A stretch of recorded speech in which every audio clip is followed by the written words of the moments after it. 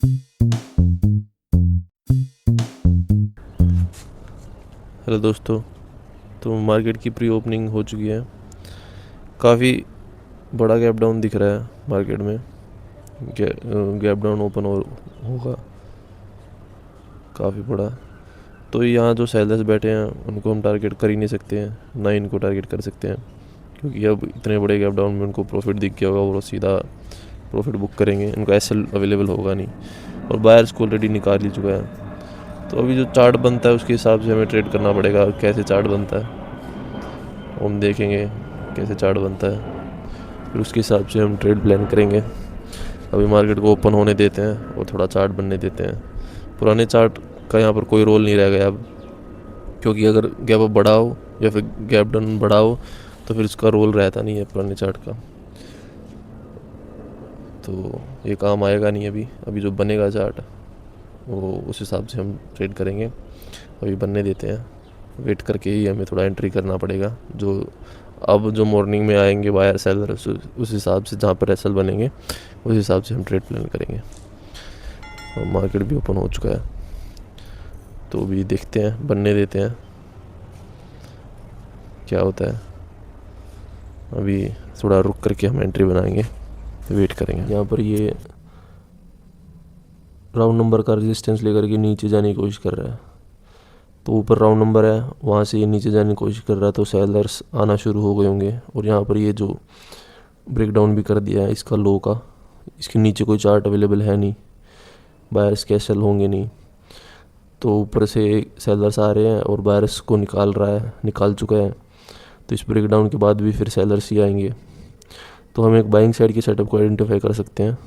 यहाँ पर जो सेलर्स हैं उनके एसएल होंगे अवेलेबल इस राउंड नंबर के ऊपर, तो हमें एक मोमेंटम मिल सकता है बाइंग का। तो हम बाइंग में प्लान करने वाले हैं। फिर जो यहाँ पर जो सेलर्स बैठे होंगे वो, अगर ये ब्रेकआउट करता है राउंड नंबर का, तो फिर वो अपना प्रॉफिट भी बुक करेंगे। उस हिसाब से भी हमें एक मोमेंटम मिल सकता है बाइंग साइड का। तो प्रोबेबिलिटी बाइंग साइड में बन रही है। सेलिंग का कोई ट्रेड हम फाइंड आउट कर नहीं पाएंगे इस जगह पे। और निफ्टी में भी सेम ही है। 24,000 का एग्जैक्ट रेजिस्टेंस लेकर के नीचे जा रहा है। तो यहाँ पर ये देखिए, यहाँ पर ये 24,000 का लेवल है, तो एग्जैक्ट लेकर के जा रहा है, रेजिस्टेंस लेकर के नीचे जा रहा है। तो यहाँ पर सेलर्स आना शुरू हो गए होंगे। यहाँ पर जो सेलर्स हैं उनको ही हम टारगेट कर सकते हैं। तो एक बाइंग साइड का सेटअप आइडेंटिफाई करेंगे हम एक अच्छी जगह पे। हमें अगर एंट्री मिल जाए तो थोड़ा सा होल्ड करने देते हैं, जब तक ये गिर रहा है तब तक गिरने देते हैं। जैसे थोड़ा रुकना शुरू होगा हम वैसे ही एंट्री बना सकते हैं। अब ये गिरना शुरू कर रहा है, लगातार रेड कैंडल बना रहा है, तो हम ऐसे गिरती हुई मार्केट में बाय नहीं कर सकते हैं। थोड़ा सा होल्ड करेगा ये, जैसे ये रुकना शुरू करेगा, सेलर्स ऐड होना शुरू होंगे, तो वैसे ही हम एंटर कर पाएंगे। तो ऐसे चलती हुई मार्केट में नहीं घुसना है हमें। थोड़ा सा हमें दिखे कि पुल बैक हो रहा है, उस हिसाब से हम एंटर बनाएंगे। थोड़ा सा और वेट करते हैं, फिर हम एंट्री बनाते हैं। यहाँ पर मार्केट रुकना शुरू कर दिया है, तो यहाँ पर एक ट्रेड बन तो सकता है। निफ्टी भी, सेंसेक्स भी सही होल्ड कर रहा है, लेकिन इससे ज़्यादा नीचे जाएगा तो फिर ये सेलर्स भी प्रॉफिट में आ जाएंगे। यहाँ पर जो राउंड नंबर के नीचे सेलर्स बैठे हैं, अगर ये ज़्यादा ही नीचे चला जाता गया तो फिर ये प्रॉफिट में आ जाएंगे। तो फिर ये अपना एसएल देंगे नहीं, अपना प्रॉफिट बुक करना शुरू कर देंगे। उनका एसएल अवेलेबल होगा इस राउंड नंबर के ऊपर। तो अगर इस राउंड नंबर से जितना मार्केट नीचे जाता जाएगा तो ये राउंड नंबर को दोबारा टच करना फिर उतना ही मुश्किल होता जाएगा। तो अगर नीचे जाएगा तो फिर हम वैसे भी डायरेक्शन वाइज गलत होने वाले हैं। तो हम यहाँ पर एंट्री बना सकते हैं। नीचे जाएगा तो फिर हम अपना एसएल देंगे, वरना तो फिर अगर घूमना है मार्केट को तो इधर की तरह से घूमना पड़ेगा। और नीचे जाएगा तो फिर वैसे भी हम गलत ही होने वाले हैं। फिर तो मार्केट कितना गिरेगा वो पता नहीं, मार्केट के ऊपर है। जब गिरना शुरू होता है तो क्या पता कितना गिरे, किसी को नहीं पता। तो हमने एक मोमेंटम किया, एक रिट्रेसमेंट आना ज़रूरी है, क्योंकि सेलर्स आना शुरू हो गए होंगे। एक तो गैप डाउन हुआ है, ऊपर से राउंड नंबर से रेजिस्टेंस लेकर के रिजेक्ट कर रहा है मार्केट। तो यहाँ पर हम प्रीमियम ऐड कर लेते हैं, कॉल का एट द मनी लेंगे हम।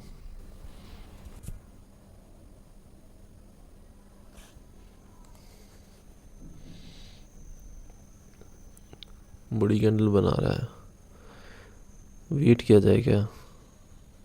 नीचे राउंड नंबर भी है 500 का।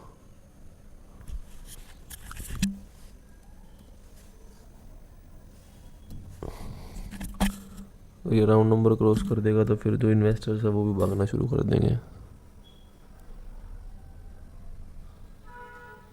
तो यही सही जगह बन रही है, हम एंट्री बना लेते हैं।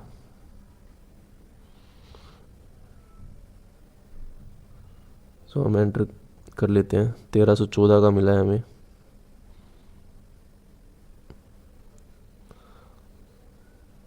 यहाँ पर ज़्यादा बड़ा लॉस नहीं करेंगे हम। 70 पॉइंट का एसएल रखें और 70 पॉइंट का ही टारगेट रखने वाले हैं हम, क्योंकि कल भी हमें लॉस हो गया था टारगेट बड़ा करने के चक्कर में।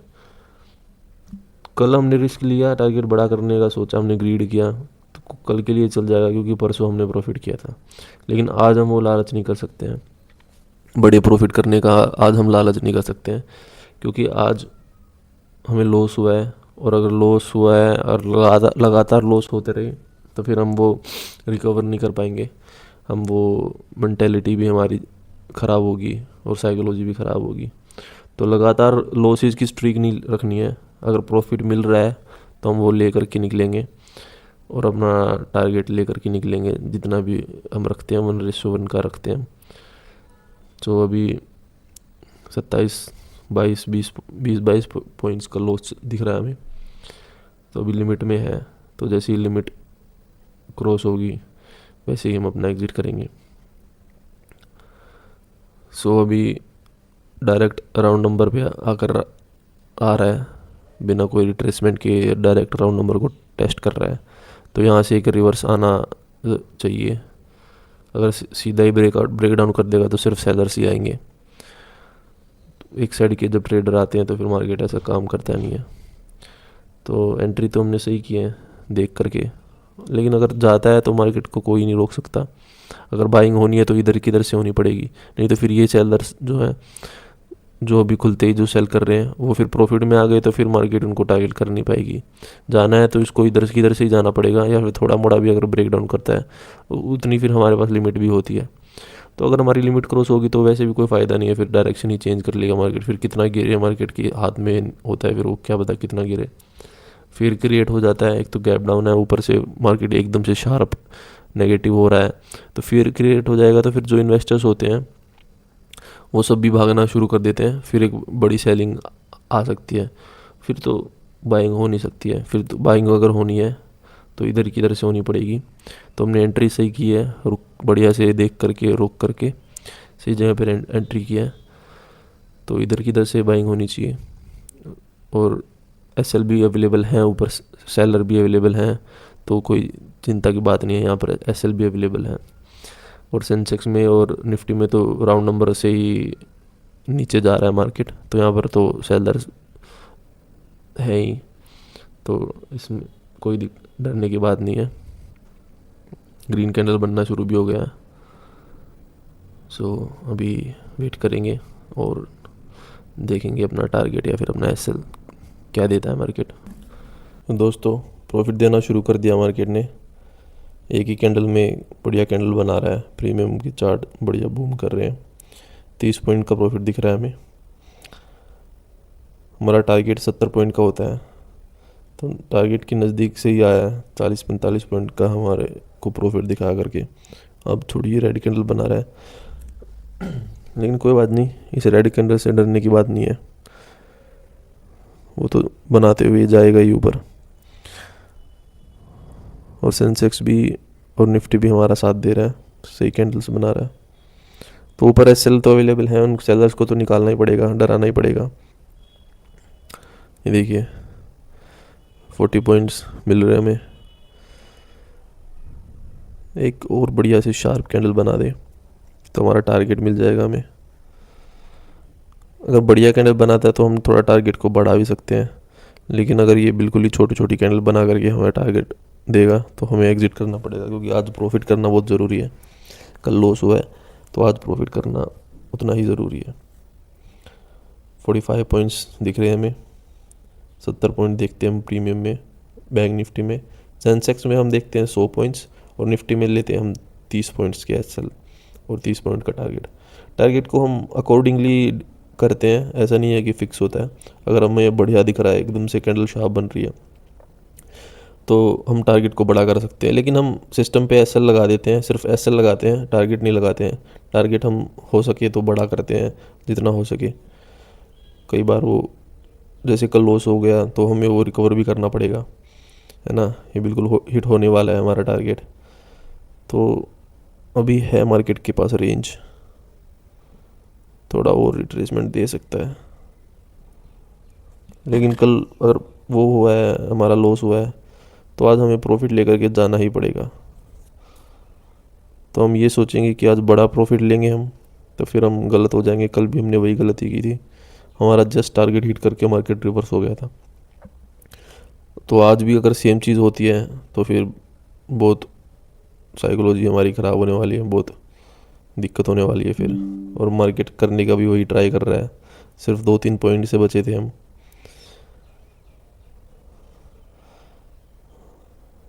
हल्की सी कैंडल और बना देता तो हमें टारगेट मिल जाता। आज ऐसा ना कर दे नहीं तो लगातार 2 दिन फिर दिक्कत हो जाएगी हमें।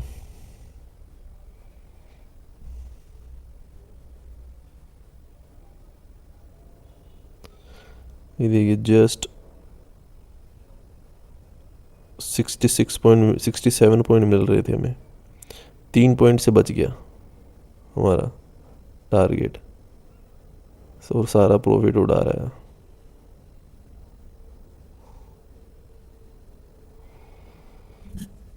सारा प्रॉफिट कम कर दिया। कोई बात नहीं, अगर ये रिट्रेसमेंट करके वापस जाएगा तो हम प्रॉफिट को और बढ़ाएंगे,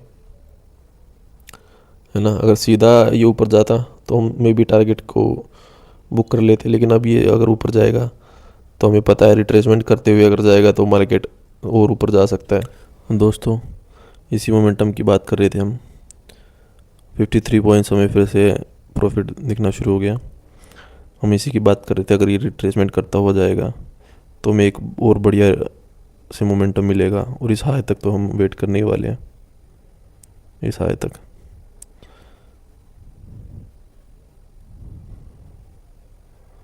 तो हम सिर्फ 70 पॉइंट नहीं लेने वाले। अगर हमने वेट किया तो अच्छे से वेट करेंगे। अभी 63-65 पॉइंट्स दिख रहे हैं।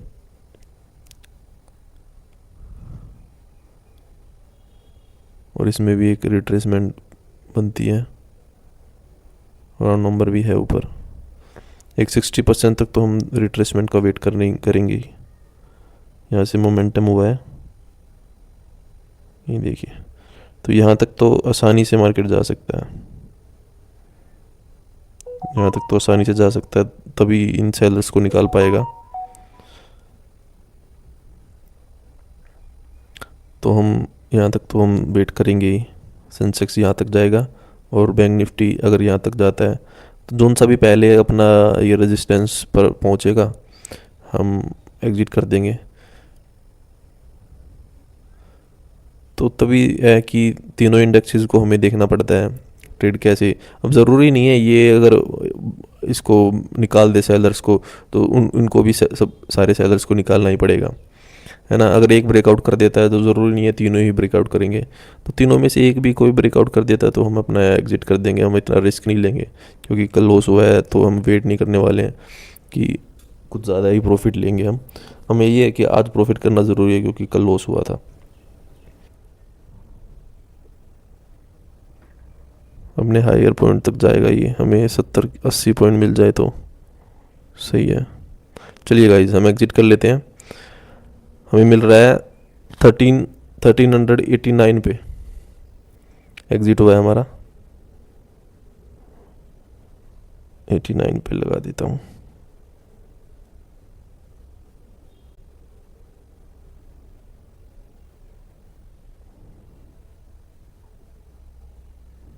यहाँ पर सो हमने कैप्चर किए हैं 75 पॉइंट्स। तो अब ये मार्केट मोमेंटम कर चुका है। अब देखिए जितने सेलर्स आए थे, सेलिंग का जितना मोमेंटम हुआ उतना ही बाइंग का हो गया। अब ये हो सकता है रिट्रेसमेंट करे इधर, रिट्रेसमेंट करके ही ये ब्रेकआउट करे या फिर डायरेक्ट ब्रेकआउट करे, ये 50-50 है। तो अगर हमें प्रॉफिट मिल गया है तो हम क्यों वेट करेंगे। ये देखिए कितना बड़ा कैंडल बन गया। अब हम लॉस में, अभी जो प्रॉफिट है वो हमारा कितना कम कर देता। तो फ़ायदा नहीं है ना यहाँ पर वेट करने का। वेट करने का फ़ायदा था, हमें यहाँ पर भी प्रॉफिट दिख रहा था, हमें यहाँ पर भी प्रॉफिट दिख रहा था। हमने यहाँ पर वेट किया क्योंकि हमें पता है ऊपर पड़े हैं एसएल। अभी मार्केट के पास रेंज बची है, इधर ये रेंज बची हुई है, मार्केट मोमेंटम कर सकती है। लेकिन अब ये मोमेंटम कर चुकी है, अब पता है कि रेंज नहीं बची है ऊपर। अब ये मार्केट या तो रिट्रेसमेंट करेगा या फिर कुछ और करेगा, या फिर यहाँ पर होल्ड करेगा, टाइम स्पेंड करेगा ताकि ऊपर एसएल और अवेलेबल हो जाए सेलर्स के। तो फिर ये ब्रेकआउट करेगा, फिर उसमें क्या फ़ायदा। हमें प्रॉफिट मिल रहा है, उसके बाद हम वेट करेंगे, फिर उतना ही प्रॉफिट हमें मिलेगा, है ना। ये देखिए मोमेंटम किया इन्होंने, यहाँ पर जितना प्रॉफिट दिख रहा था हमें उतना ही प्रॉफिट, थोड़े मोड़े 4-5 ही पॉइंट बढ़े हैं। ये देखिए कितना मोमेंटम किया है, लेकिन यहाँ प्रीमियम में इतना नहीं किया। तो जितना वेट करके मोमेंटम होगा उतने ही प्रीमियम्स भी इतने नहीं बढ़ पाएंगे। तो फिर वेट करने का कोई फ़ायदा है नहीं। हमें प्रॉफिट मिल रहा है, कल हमें लॉस हुआ था, आज हमने प्रॉफिट बना लिया, है ना। तो ऐसे कभी प्रॉफिट कभी लॉस, तो फिर हम बचे रहेंगे। लेकिन अगर लॉसेस की स्ट्रीक्स नहीं तोड़ेंगे, हम लॉसेस बढ़ते रहेंगे, लॉस पे लॉस होते रहेंगे, अगर हमारी कैपिटल नहीं बच पाएगी तो फिर हम ना ही तो हम सीख पाएंगे, ना ही फिर हम आने वाले दिनों में प्रॉफिट बना पाएंगे। और जब हम कैपिटल को बचा पाएंगे तभी तो हम ट्रेड कर पाएंगे, तभी तो हम प्रॉफिट की सोच पाएंगे, है ना। ऐसा नहीं है कि हम कैपिटल को ही उड़ा दें। सो आज हमने सेलिंग क्योंकि हमें पता था कि गैप डाउन ज़्यादा हो रहा है, यहाँ पर सेलर्स हो सकते हैं।